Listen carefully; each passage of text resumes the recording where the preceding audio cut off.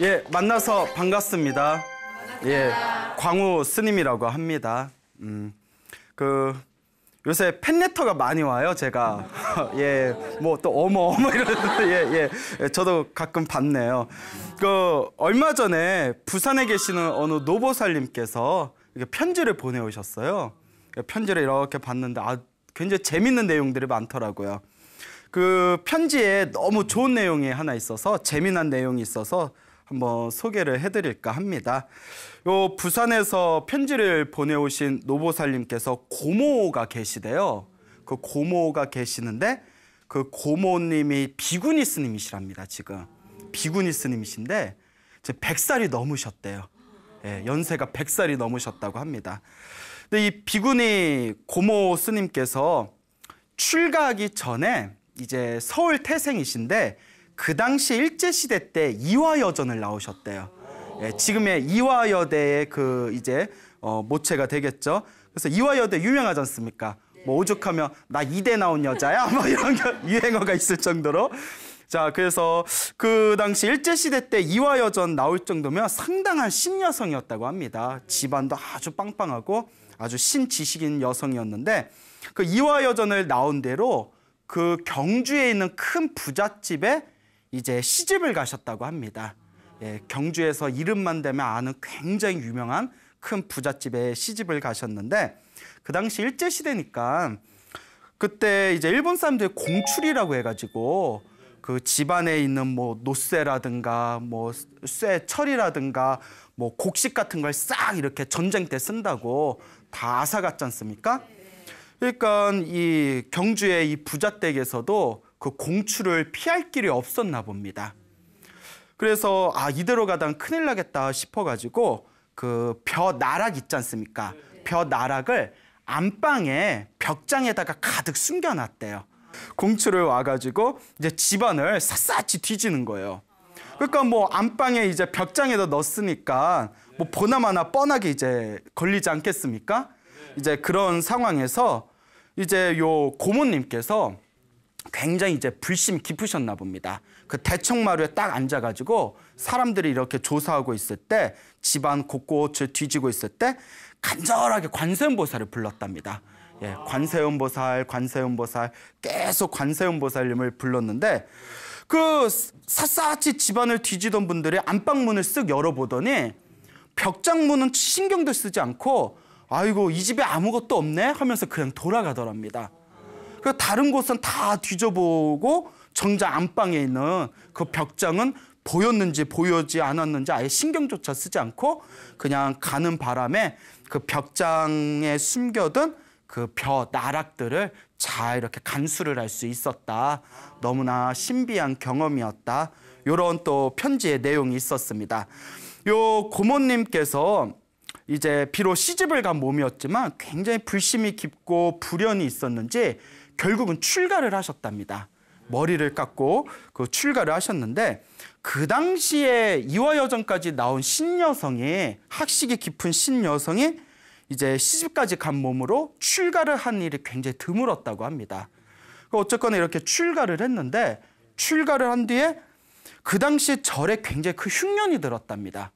절에서 이제 나물죽을 끓여 먹었는데 그 새로 출가하신 고모님한테는 냄비에다가 하얀 쌀밥을 져서 주더래요. 그래서 깜짝 놀라서 이거 다른 스님들은 다들 나물죽 드시고 계시는데 저만 어떻게 이 쌀밥을 먹겠습니까? 저도 똑같이 먹겠습니다 했더니 그 비구니 스님들이 하시는 말씀이 바깥에서 좋은 집안에서 부잣집에서 좋은 음식만 먹다가 갑자기 절에서 험한 음식을 먹으면 탈날 수가 있다. 그러니까 너는 쌀밥 먹으라 하면서 쌀밥을 지어주더래요. 우리 같으면 네가 바깥에서 뭐 어떻게 뭘 먹었거나 말았거나 절에 왔으면 똑같이 먹어야지 이럴 법도 한데 밖에서 귀하게 지내다가 온 사람이 갑자기 험한 음식 먹으면 안 되니까 요거 쌀밥 먹으라 하면서 강제적으로 쌀밥을 지어줬대요. 그래서 이제 그 흰쌀밥을 반강제적으로 주다 보니까 뭐 어쩔 수 없이 먹기는 했는데 마음이 항상 이렇게 불편하셨나 봅니다.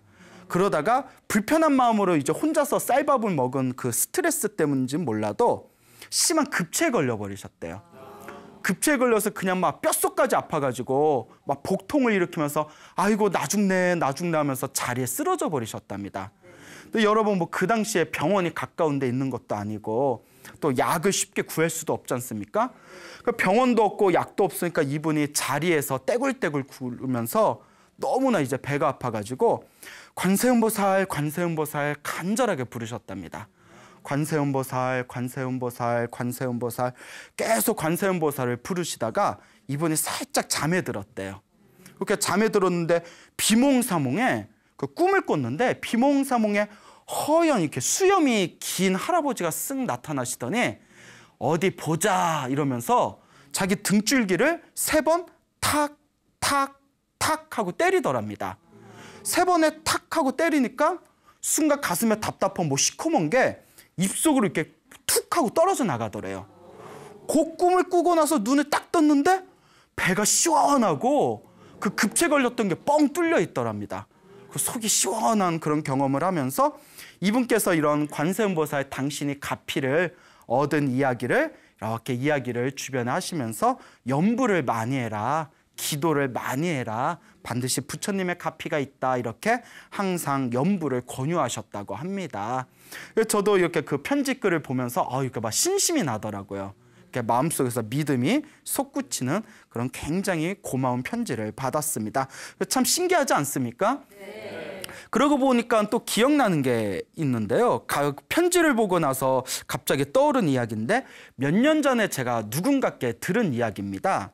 그 어느 젊은 불자분이 계셨는데 젊은 여성 불자분이 계시는데 이분이 이렇게 방송 쪽 업무를 하시는 분이었나 봅니다. 그래서 불교하고 관련된 다큐멘터리를 찍기 위해서 저 험한 오지에 나간 적이 있었답니다. 해외 오지에 나가서 현장 이렇게 촬영을 한 적이 있었는데 그때 장염에 걸리셨다는 것 같아요. 허벌판에 갑자기 장염에 걸려가지고 막 심한 복통이 밀려왔는데 뭐 병원도 멀리 떨어져 있고 오지니까요. 그 약도 상비약도 준비가 되어 있지 않는 상태에서 배가 너무 아파가지고 도저히 방법이 없으니까 사람이 그래요. 그 몸 아플 때 가장 서럽거든요.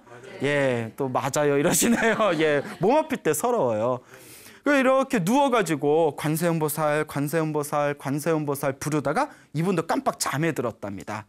그리고 그 다음날 눈을 떴는데 그 심한 장염이 그냥 순식간에 거짓말같이 사라진 경험을 하였다라는 이야기를 제가 누군가에게 직접 들은 그런 기억이 납니다. 여러분들 배 아프시면 뭐 하시면 돼요? 예, 약 먹으면 돼요. 예, 맞습니다. 저도 예전에 굉장히 배가 아파서 체했던 적이 있었는데 그때 저도 관세음보살님을 막 불렀죠.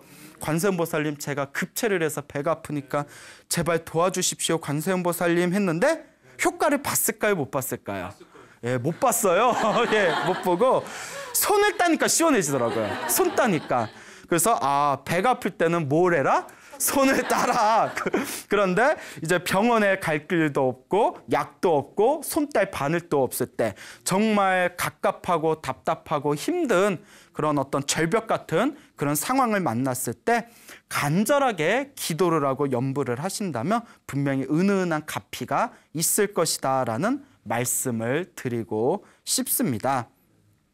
그 합천 해인사라는 절이 있습니다. 들어보셨습니까? 네. 예, 그렇죠. 8만대장경이 있는 합천 해인사가 있는데요. 그 합천 해인사에 60년 전쯤에 보혜라는 그런 스님이 한 분 계셨답니다. 예, 성은 장씨고 법명이 보혜 스님. 그래서 장보혜 스님이신데 이 보혜 스님께서 굉장히 어린 나이에 출가를 하셨다고 합니다. 그 해인사에 어린 나이에 출가를 하셔서 그때 그 해인사 위에 백년암이라는 암자가 있습니다. 그 백년암이라는 암자에 노스님이 한 분 살고 계셨는데 그 노스님을 이렇게 시봉을 하셨다고 합니다.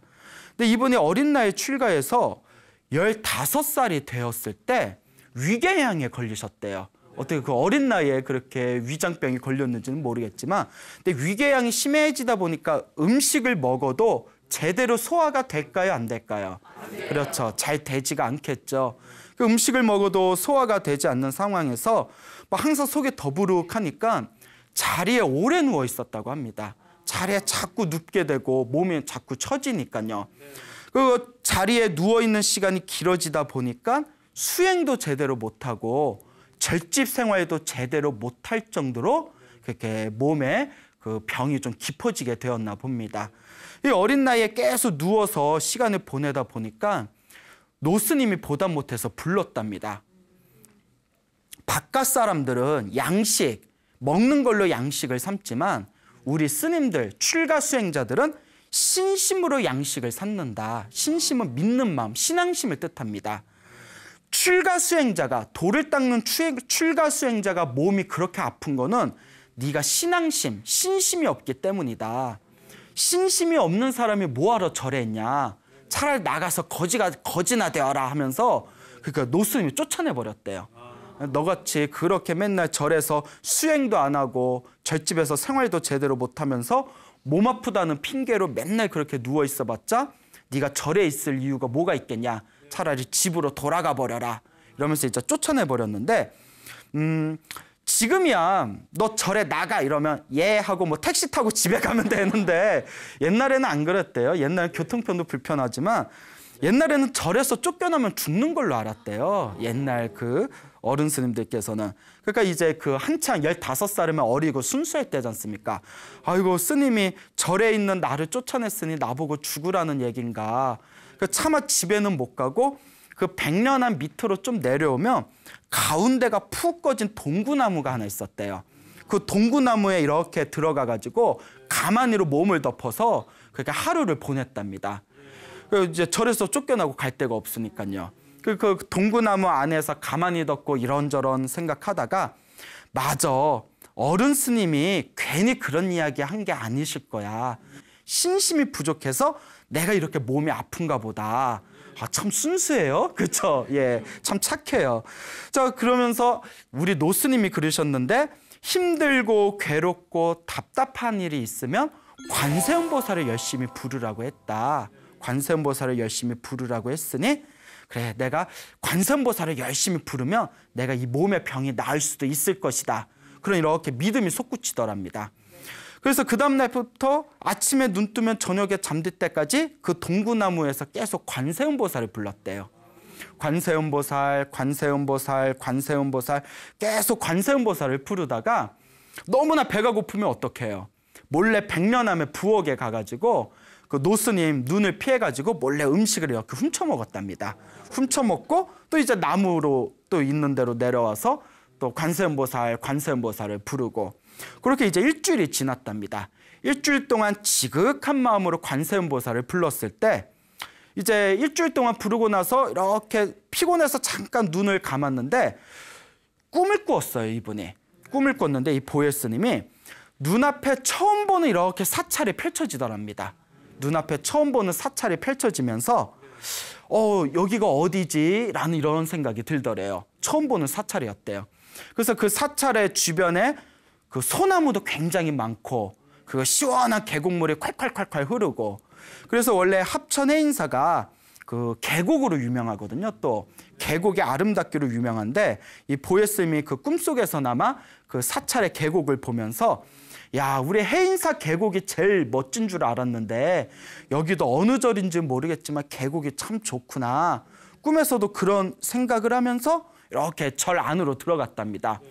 그래도 내가 스님인데 절에 왔는데 부처님한테 인사는 드려야지. 그러니까 꿈속에서도 자기가 스님이라는 걸 다 알아요. 꿈속에 이렇게 이제 법당에 들어가가지고 부처님한테 이렇게 삼배를 올렸대요.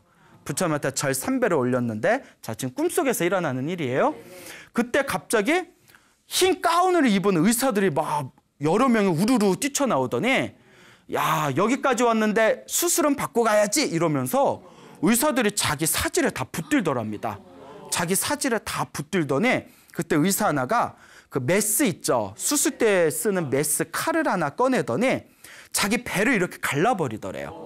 배를 쫙 가르더니 꿈에서 꿈에서 뭐 또 이러세요. 꿈에서. 그래서 배를 이렇게 쫙 가르더니 그 뚱뚱한 간호원이 자기 뱃속에 있는 창자를 다 꺼내더랍니다. 창자를 다 꺼집어내는데 그 느낌이 생생하더래요. 꿈속에서도. 어찌나 눈에서 그 꿈에서 생생하든지 그 창자를 다 꺼내가지고 옆에 있는 대야에 깨끗한 그 계곡물을 담아놓고 거기다 창자를 다 이렇게 닦더랍니다. 무슨 순대 만들 것도 아니고 이렇게 이제 미안해요. 예. 자 이렇게 하여튼 이제 창자를 깨끗하게 다 닦고 난 뒤에 그 이렇게 창자를 닦고 난 그 대야에 보니까 막 모래도 들어있고 유리 조각도 들어있고 하더래요. 꿈속에서나마. 그래서 창자를 깨끗하게 다 닦아서 다시 이렇게 뱃속에다 집어넣더래요. 뱃속에 꾸역꾸역 집어넣는데 그 계곡물에 닦았던 창자의 찬 느낌이 그대로 전해지더래요. 그래서 꿈속에서도 아 차가워 하면서 이렇게 창자를 이렇게 다 집어넣고 난 뒤에 그 의사가 꼼꼼하게 배를 이렇게 이제 바느질을 해줬답니다. 그리고 자 이제 다 됐다, 엄살 부리지 말고 일어나라 이러면서 자기 눈에서 번쩍하면서 잠에서 깼답니다. 그래서 어찌나 꿈이 생생하던지 속이 그냥 뭐 덜덜덜덜 걸릴 정도로 너무나 생생한 꿈을 꿨다는 거예요. 그래서 아 희한하다, 별의별 꿈을 다 꿨네 하고 이렇게 배를 만져봤는데 예전에 이렇게 배를 누르면 위장하고 장 있는 데가 그냥 막 찌릿찌릿 아팠는데 아무리 배를 눌러도 배가 아프질 않더래요. 그 속이 시원하더랍니다. 무슨 가스활명수 먹은 것 마냥 속이 뻥 뚫린 것처럼 시원해서 야 내가 관세음보살님 기도를 열심히 해서 이게 꿈속에서 부처님이 나 치료해 주셨나 보다. 내가 이제 신심이 생겼나 보다. 진짜 신앙심이 생겼나 보다. 이런 자신감을 안고 이제 당당하게 백련암으로 다시 올라갔답니다. 그래서 백련암의 노스님께 딱 이렇게 절을 올리고 무릎을 꿇고 앉아서 그 사이에 이제 자기가 일주일 동안 기도하고 꿈을 꿨던 그 이야기를 상세히 말씀을 드리니까 노스님께서 흡족해 하시면서 그래 네가 이제 신심이 생긴 것 같구나. 그래 너 이제 앞으로 출가수행 잘하겠다. 이렇게 칭찬을 하셨다고 합니다. 자 그렇게 그런 신비한 꿈을 꾸고 나서 뱃속에 있는 병이 완전히 사라지고 난 뒤에 그분이 이제 해인사 강원을 들어가게 됩니다. 해인사의 이제 강원이라는 게 이제 스님들의 4년 동안 부처님의 경전을 공부하는 곳을 이제 강원이라고 부릅니다. 지금은 이제 승가 대학교라고 명칭을 바꿨는데요. 옛날에는 강원이라고 불렀습니다. 이렇게 해인사 강원에 들어가서 열심히 공부를 한 뒤에 이제 그 꿈을 꾸고 난 뒤에 한 10년 정도가 흘렀을 때 그분께서 이제 밖에 나가서 만행을 하시다가 그 대구 옆에 영천이라고 있어요. 아시나요? 그 영천에 은혜사라는 절이 있습니다. 들어보셨나요? 은혜사? 예, 안 가보셨어요? 언제 한번 가보셔요. 예, 절이 참 좋아요. 그분이 영천 은혜사에 이제 발걸음을 한번 싹 옮겼는데 은혜사에 들어가면서 거기에 다 이렇게 계곡이 싹 펼쳐져 있거든요. 고개를 자꾸 갸웃갸웃거리는 거예요. 여러분들 데자뷰 현상이라고 들어보셨죠? 이거 어디서 많이 본 것 같은데? 그 스님께서 이상하다. 내가 은혜사에 처음 왔는데 이거 어디서 많이 본 것 같은데? 어디서 봤지? 이러다가 법당에 탁 올라가서 부처님한테 부처님 해인사 강원에서 공부한 보혜라는 스님입니다. 제가 은혜사에 처음 왔는데 부처님께 인사드립니다 하면서 불상 앞에서 이렇게 삼배를 올렸답니다. 삼배를 올리고 나서 머리가 번쩍거리면서 아 내가 여기 어디서 봤다? 그렇죠. 10년 전에 꿈에서 의사들이 나타나서 자기 배를 갈라주고 창자를 씻겨주던 법당이 바로 그 은혜사 법당이었다는 거예요. 너무나 깜짝 놀라고 소름이 끼쳐서 야 내가 아무래도 전생에 어디 스님이었구나. 은혜사 스님이었나 보구나. 그래서 내가 관세음보살 기도를 그때 열심히 했을 때 내가 전생에 은혜사와 인연이 있었기 때문에 은혜사에서 내가 부처님 가피로 치료받는 꿈을 꾸었구나라고 그렇게 마음으로 생각을 했다고 합니다. 그래서 그 은혜사가 너무 당신이 익숙하고 좋아서 승적을 은혜사로 바꿔버리셨대요. 해인사로 주소가 돼 있는 걸 이제 은혜사로 주소를 바꾸고 은혜사에서 계속 살고 싶었지만 해인사에 모시고 있는 노스님이 계시기 때문에 결국 이제 해인사에서 계속 승려로서 생활을 잘 하시다가 80년도쯤에 이제 세상을 고요하게 편안하게 떠나셨다고 합니다. 그래서 그 보혜 스님께서 당신께서 겪었던 이야기를 평소에 스님들한테 많이 자신의 경험담, 체험담을 이야기했기 때문에 이 신비스러운 이야기가 지금까지 전해지고 있습니다. 이런 것들을 보면 정말 우리가 마음을 하나로 모아서 염불하고 기도한다는 것은 결코 허공으로 사라지는 헛된 것이 아니다. 이렇게 마음으로 한번 정리할 필요가 있습니다. 여러분들도 살아가시다가 물론 항상 좋은 일만 생기면 좋겠죠. 항상 행복한 일만 생기면 좋겠죠. 하지만 인생사가 그렇습니까? 아니죠. 살다 보면 안 좋은 일도 겪고 잘한다고 했는데도 일이 뒤틀리는 경우가 있고 또 나는 잘한다고 했는데 사람들한테 오해받을 때도 있고 막 시기나 질투받을 때도 있고 그렇게 이제 살다 보면 안 좋은 일 겪을 때도 있거든요. 또 사람이 살면서 가장 서러운 게 뭐라고 했죠? 몸이 아플 때지 않습니까? 병원 가서 약 후딱 지어 먹고 싹 나으면 괜찮지만 또 굉장히 몸에 안 좋은 그런 질병으로 인해서 또 오랫동안 고통받을 수도 있습니다. 그래서 우리 부처님 가르침에 의하면 사람이 큰 병에 걸리는 이유가 크게 두 가지가 있다고 합니다. 그 큰 병에 걸리는 이유가 두 가지가 있는데요. 첫째는 이번 생에 관리를 잘 못해서, 그러니까 무슨 뭐 잠을 제대로 못 잤다든가 혹은 뭐 음식을 제대로 못 먹었다든가 뭐 담배를 너무 많이 폈다든가 술을 너무 많이 마셨다든가 뭐 심각하게 과로를 했다든가 여하튼 이번 생에 자기 스스로 관리를 잘 못해서 병에 걸리는 경우가 있고요. 두 번째는 전생에 넘어온 업보일 가능성이 크답니다. 내가 전생에 지었던 업보, 업장에 의해서 이번 생에 큰 질병에 걸리는 경우가 있다고 합니다. 그래서 우리 소나무를 꾸준히 보신 애청자분들은 다 아시겠지만 제가 소나무를 통해서 몇 번 언급을 해드렸을 겁니다. 전생에 살생의 업을 많이 지면 살아있는 생명을 많이 죽이거나 혹은 살아있는 생명에게 폭력을 행사하거나 괴롭히면 이번 생에 내 몸이 괴롭거나 질병에 걸리는 그런 병고의 업보에 쉽게 걸리게 된다. 이런 말씀을 여러 번 드렸던 것 같습니다. 그래서 내가 이번 생에 관리를 잘 못해서 생기는 병이라면 이번 생에 다시 관리를 잘하면 돼요. 숙면에 취한다거나 영양분을 잘 섭취를 한다거나 하루에 꾸준히 운동을 한다거나 하지만 대부분의 큰 질병은 거의 다 전생에 넘어올 경우가 크다고 합니다. 전생에 넘어온 업보, 업장으로서의 질병은 이번 생에 약을 먹는다든가 이번 생에 내 노력을 하고 관리를 하는 것만으로 소멸되지가 않는다고 합니다. 왜냐? 전생에 내가 지은 빚을 언제 갚는 거기 때문에 이번 생에 그 업보를 받고 있는 것이기 때문에 전생에 넘어온 질병이나 업보로서의 그 병고는 이번 생에 내가 간절한 기도를 통해서 소멸해야 된다고 합니다. 그러니까 여러분들도 이렇게 살아가시면서 좋은 일이 항상 생기면 더할 나위 없이 좋은 일이고 만약에 안 좋은 일이 생긴다면 여러분들 살아가면서 몸에 병고가 있고 또 몸에 어떤 질병 같은 게 느껴지고 오랫동안 고쳐지지 않는다면 아이고 내가 전생에 지은 데 업보인가 보나 내가 이번 생에 열심히 기도해서 업장 소멸을 해야 되겠다라는 마음으로 한번 꾸준히 기도해 보시길 바랍니다. 알겠죠? 네. 예, 대답은 잘해요. 네, 뭐 항상 대답은 잘하는데 내가 정말 이 신앙심, 신심을 가지고 기도를 하면 반드시 효과가 있다라는 것을 여러분들이 잘 명심을 하셨으면 좋겠습니다.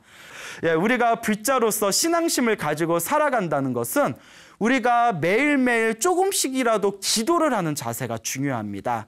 그래서 뭐 위급한 일이 생기고 안 좋은 일이 생길 때 내가 기도해야 되겠다 이런 마음을 갖는 것이 아니라 정말 이제 살아가면서 매일매일 밥 먹듯이 호흡하듯이 숨 쉬듯이 내가 기도를 해 나가야 된다라는 것을 잘 명심하셨으면 좋겠습니다.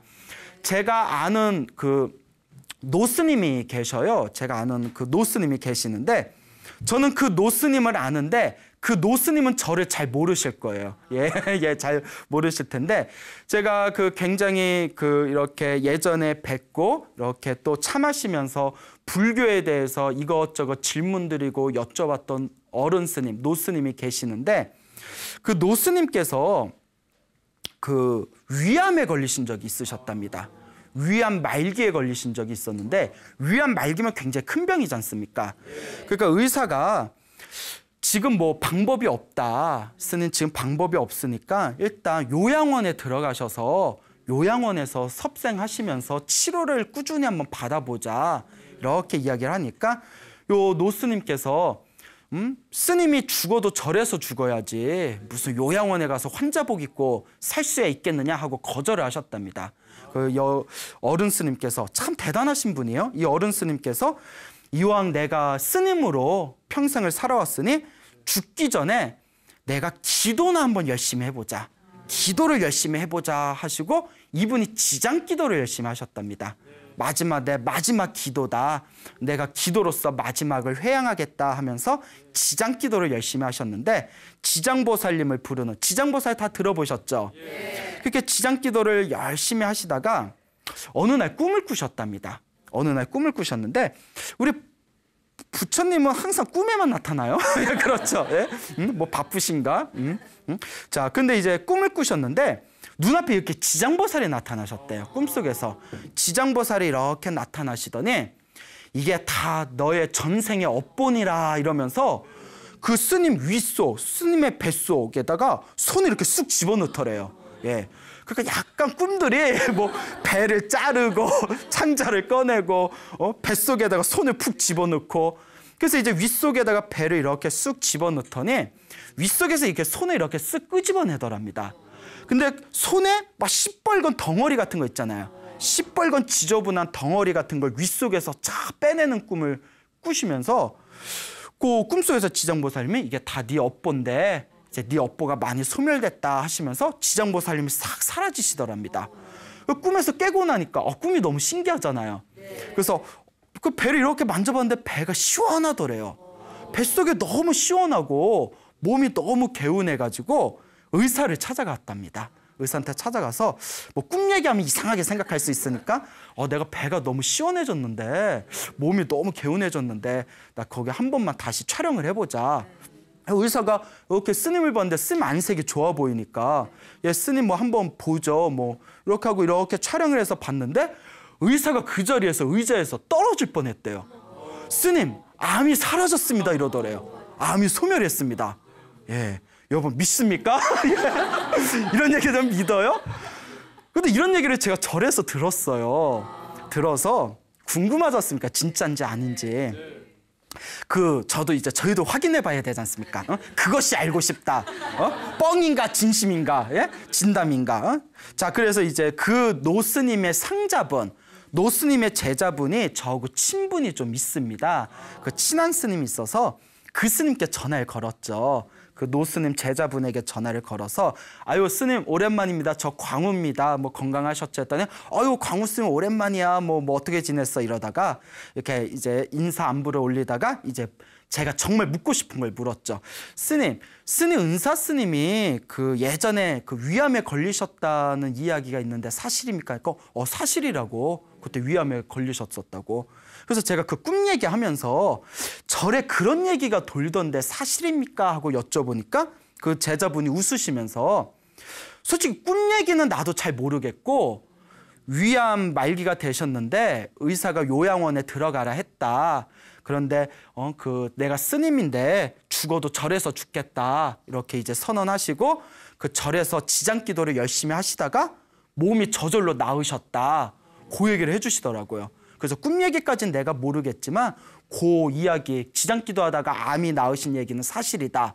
그 얘기를 딱 듣고 거짓말은 아니었구나. 진실이구나라는 것을 그때 제가 또 체험한 그런 사례가 있습니다. 이런 것들 보면 너무 신비하지 않습니까? 예, 정말 이 기도와 염불의 흠은 정말 신기합니다. 그러니까 여러분들도 그냥 한 귀로 흘리지 마시고 내가 살아오면서 내 앞에 펼쳐진 모든 좋은 일과 나쁜 일은 내가 전생에 지은 나의 업보구나. 내가 지금이라도 염불을 열심히 하고 기도를 열심히 하고 좋은 선업, 복을 많이 지으면 반드시 업장이 소멸하고 반드시 좋은 일이 생기겠구나라는 것을 여러분들이 꼭 명심하시길 바랍니다. 네. 여러분 혹시 김천에 가보셨습니까? 네. 김천에 그 수도암이라는 암자가 하나 있습니다. 그 암자가 1000m 고지에 있습니다. 예, 그래서 절에 자주 오랫동안 다니신 분들은 김천의 수도암 하면 다들 아십니다. 그 1000m 고지가 되는 곳이기 때문에 여러분 설악산 봉정암이라고 아시죠? 굉장히 유명한 절이 있어요. 거기도 이제 1000m 고지쯤 되거든요. 그런데 그 수도암 법당이 1000m 고지에 있는데 지금은 길이 다 뚫려가지고 사람의 힘이 무서워요. 어떻게 거기다 길을 뚫었는지 모르겠지만 지금은 길이 다 뚫려서 차로 편하게 왔다 갔다 할 수 있었는데 옛날에 차가 없을 때에는 그 김천에 있는 수도암을 신선이 사는 곳이라 불렀다고 합니다. 너무나 깊어가지고. 그래서 제가 그 김천 수도암에서 제가 갓 출가하고 해인사에서 출가해서 이제 스님으로서 계를 받은 뒤에 김천 수도암에 좀 오래 좀 있었는데 수도암에 가니까 항상 안개가 좌욱해요. 아침마다 안개가 항상 좌욱해서 여기는 왜 이렇게 안개가 많냐 했더니 거기 선배 스님이 광우 스님 이거 안개가 아니라 구름이야 이러시더라고요. 예? 밑에서 보면 그게 다 구름이에요. 그래서 저는 이제 구름 속에서 살았는데 예. 그렇게 이제 1000m 고지면 어마어마하게 높은 곳이죠. 근데 거기가 천하의 명당이랍니다. 예, 여러분도 언제 기회 되면 한번 가보시기 바랍니다. 그래서 그 조선시대 조선을 개국한 왕이 이성계지 않습니까? 이성계의 스승이 무학대사지 않습니까? 그리고 고려를 개국한 왕이 왕건이지 않습니까? 왕건의 스승이 누구였죠? 도성국사지 않습니까? 예, 다 아는데 대답 안 하신 거죠? 예, 도성국사인데 도성국사가 깨달음을 얻으신 스님이지만 우리 그 야사, 한국의 야사에서는 풍수지리의 대가로 나옵니다. 풍수지리의 대가예요. 그래서 우리나라에 얽혀있는 풍수지리에 대한 설화는 거의 다 도성국사하고 연결이 되어 있습니다. 근데 이 도성국사께서 수도암을 만드셨는데 그 수도암을 짓고 나서 수도암 터를 발견하고 나서 3일 동안 춤을 추셨답니다. 너무나 그 터가 좋아가지고 너무 좋은 터를 발견했다고 당신이 기쁘셔서 3일 동안 춤을 추었다는 전설이 내려오는 것이 바로 그 도성국사가 창건했다는 수도암이 되겠습니다. 근데 수도암이 이렇게 그 사찰이 뭐 엄청나게 큰 사찰은 아니지만 그 법당이 3군데가 있습니다. 먼저 큰 법당이 비로자나 부처님을 모셔놓으신 저기 대적광전이라고 있고요. 그 비로자나 부처님을 모셔놓으신 대적광전 바로 옆에 약사 부처님을 모셔놓은 약사전이 있습니다. 그러니까 밑으로 좀 내려오다 보면 그 나한님을 모신 또 나한전이라고 있는데 그 3군데의 법당이 모두 기도를 하면 신비한 기도가 피가 있다고 옛날부터 소문이 났던 곳입니다. 특히 그 약사 부처님을 모셔놓은 약사전은 몸이 아픈 사람들이 가서 기도를 하면 영험을 받는다라는 전설이 옛날부터 있었다고 합니다. 제가 이제 그 20살에 계를 받고 나서 제가 이렇게 수도암을 좀 오랫동안 지냈는데 언젠가 제가 20대 중반인가 해가지고 그 군대를 제대하고 수도암을 갔는데 거기서 선배 스님 한 분을 만나 뵙게 됩니다. 이건 제가 겪은 일입니다. 그 선배 스님을 이렇게 뵀는데 그 선배 스님께서 몸이 완전 멸치처럼 말라 계신 거예요. 완전 몸이 야위셔가지고 목소리도 굉장히 힘없이 가나풀시고 눈빛도 조금 이렇게 음침하시고 얼굴도 심하게 그늘이지셨더라고요. 딱 봐도 굉장히 건강이 안 좋아 보이시는 거예요. 그래서 이제 그 스님하고 이렇게 인사드리고 뭐 이제 이렇게 헤어지게 됐는데 그 뒤에 제가 몇 년 후에 다시 수도암을 가게 됐습니다. 그래서 그 김천 수도암을 몇 년 후에 다시 갔다가 그때 몇 년 전에 만났던 몸이 안 좋으신 그 선배 스님을 다시 마주치게 됐어요. 그런데 그 선배 스님을 보고 제가 깜짝 놀랐습니다. 왜 그런 거 하니 몸이 고무 타이어가 공기가 들어차가지고 빵빵해진 것처럼 몸이 엄청 좋아지신 거예요. 저는 무슨 뭐 보디빌더 헬스 하시나 싶을 정도로 몸이 엄청 좋아지시고 눈빛도 막 그냥 빛이 번쩍번쩍거리시고 얼굴도 훨씬 환해지셨고 목소리도 예전에 굉장히 가나푸셨는데 목소리도 엄청나게 우렁차게 바뀌셨더라고요. 도저히 몇 년 전에 제가 봤던 스님으로는 이해가 되지 않을 정도로 굉장히 몸이 좋아진 건강해진 그 스님을 뵙고 제가 이렇게 이제 차 한 잔을 마시면서 질문을 드렸죠. 아, 스님, 몇 년 전에 배웠을 때 굉장히 몸이 안 좋으셨던 걸로 기억을 하는데 지금 무슨 연유로 이렇게 몸이 좋아지셨습니까? 스님 너무 건강해지신 것 같은데 무슨 약 드셨습니까? 뭐 좋은 약 있으면 나눠 먹는 또 이제 그런 훈훈함을 조금 그 무슨 약을 드셨습니까? 무슨 보약 드셨습니까? 비결이 뭡니까? 하고 이렇게 여쭤보니까 스님께서 하시는 말씀이 당신이 굉장히 그 심각한 질병이 있으셨답니다. 그 현대의학으로 고치기가 애매한 만성 질환이 있으셨는데 그 만성 질환 때문에 당신이 굉장히 몸이 안 좋으셨대요. 그러니까 뭐 음식도 잘 안 넘어가고 몸은 계속 말라가고 그 얼굴도 막 그늘지고 어두워지고 그래서 굉장히 당신이 몸이 안 좋으셨는데 이런 몸을 가지고는 어디 다른 사찰에서 생활하기가 힘들겠다 싶어가지고 이 스님께서 이것도 내 전생에 업보인 것 같다 생각이 들어서 그 수도암에 있는 약사전에 들어가서 기도를 하셨다고 합니다. 그 약사전에 들어가서 천일기도를 이제 발언을 하십니다. 천일기도면 몇 년이죠? 그렇죠. 3년이에요. 3년 동안 어디 밖에 안 나가고 천일 동안 이제 법당에서 이제 기도를 하시고 그렇게 이제 신앙생활을 하시는 건데요. 천일기도가 말이 천일기도지 굉장히 여러분들 절에서 밖에 어디에 나가지 않고 천일 동안 절 안에서 법당에서 그냥 기도만 하라고 하면 할 수 있겠어요? 없겠어요? 약한 모습 그래요? 그만큼 그게 쉬운 일이 아닙니다. 그래서 이분이 이제 천일기도를 하시면서 이제 건강이 너무 안 좋으니까 약사 부처님께 간절히 이제 기도를 올리셨다고 합니다. 처음에는 효과를 별로 못 느끼셨대요. 처음에 뭐 1년 정도 지났을 때는 효과가 있는 등 없는 등 하여튼 계속 이제 천일기도를 끝까지 회양하기 위해서 꾸준히 기도를 하셨는데 어느 순간부터 처음에는 효과가 없는 듯 하다가 어느 시점을 넘어가니까 이렇게 꿈을 꾸셨는데 꿈에서 자꾸 이제 몸이 건강해지는 꿈을 꾸셨대요. 당신이 이렇게 자꾸 몸이 건강해지는 꿈을 꾸시면서 그렇게 이제 천일기도를 마치셨는데 이분이 천일기도를 마치고 나서 신비한 힘이 하나 생기셨대요. 무엇인고 하니 이렇게 산을 타시다가 거기 수도암에 있는 수도산이라고 하는데 수도산이 산이 참 좋습니다. 그 산을 이렇게 타다가 저쪽에서 뭔가 저 계곡에서 이상한 느낌이 들더랍니다. 뭐가 삐삐삐 하고 이상한 느낌이 들어서 뭐지? 하고 그 계곡에 가보면 시중에서 구하기 힘든 약초 같은 게 항상 있더랍니다. 이 정도면 그렇죠. 10만이 해도 될 것 같아요. 그 자기 너무 신기하다라는 거예요. 또 가다가 저쪽에서 또 삐삐삐 하고 신호가 오면 왜 저기 뭔가 있는 것 같은데 그게 직감이 오신대요. 가보면 막 뭐 더덕 여러분 더덕 아시죠? 혹시 10년 넘은 더덕 보셨어요? 막 10년 넘은 더덕, 20년 된 더덕, 막 온갖 막 밖에서 구하기 힘든 약초 같은 거 있죠. 그런 것들을 이렇게 저기에 뭔가 있을 것 같다고 신호가 딱 오더래요.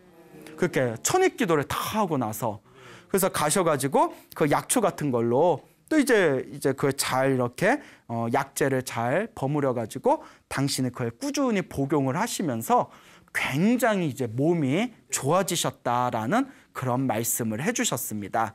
그래서 그분께서 이제 그런 얘기를 해주시면서 제가 말씀을 드렸죠. 지금 좋은 약은 나눠 먹읍시다. 언제 좋은 약 캐시면 저도 좀 주십시오 하는데 그 뒤로 못 만났어요. 그래서 지금은 그 스님 어디 계시는지는 잘 모르겠는데 여하튼 지금도 아마 건강하게 신앙생활을 하고 계시지 않을까 생각이 됩니다. 자, 오늘 이렇게 염불이나 기도를 통해서 건강을 회복하고 건강을 되찾게 된 여러 불자분들의 이야기를 들려드렸습니다. 그래서 부산에서 그 편지를 보내주신 노보살님이 그 100살이 넘으신 고모되는 스님께서 그 관세음보살을 불렀는데 그 수염이 허연 할아버지가 나타나셔서 등을 이렇게 쳐주셔서 그 배에 급체가 된 게 쑥 나았다. 이런 이제 재미난 이야기를 보고 이거 이야기 참 재밌다 싶은 김에 이렇게 절에 내려오는 몇 가지 기도를 통해서 건강을 되찾은 이야기를 여러분들께 들려드렸는데요. 우리 중생의 마음이 그렇습니다. 이렇게 이야기를 듣고 나서는 마음으로는 신기하다. 아, 재밌다 이런 생각은 할 수는 있지만 막상 내가 기도는 또 잘 안 하는 불자들이 많아요. 하지만 항상 말씀을 드리지만 귀로 듣는 것보다 더 중요한 것은 내가 실천하고 기도하고 공덕을 쌓고 복을 지으면서 내 업장을 소멸하고 그리고 행복을 창조할 수 있는 강력한 선업과 공덕과 복력의 힘을 키워나가야 된다라는 것을 명심하셔야 됩니다. 그러니까 우리 불제자들에게 정말 중요한 것은 귀로 듣는 것보다 단 한 번 연부를 하더라도 단 한 번 복을 짓더라도 내가 정말 몸으로 한번 실천해 보겠다, 체험해 보겠다라는 마음이 훨씬 더 소중한 것이다라는 것을 여러분들 잘 명심하셨으면 좋겠습니다. 그러니까 여러분들도 이런 이야기 듣고 나서 아이고 신비하다, 아이고 신기하다, 뭐 이야기 속으로 거기다 저기 소개해야 되겠다, 뭐 이렇게 이야기할 게 아니라 내가 한번 열심히 기도해서 나도 한번 내 업장을 소멸해 보겠다. 그런 마음을 한번 잘 일으켜 보시기를 바랍니다. 자, 여러분 행복해지고 싶습니까? 네. 행복한 삶을 창조하고 싶습니까? 네. 복을 지으십시오. 선업을 지으십시오. 공덕을 쌓으십시오. 복과 선업과 공덕의 힘이 여러분들을 진정한 행복의 길로 이끌어 줄 것입니다.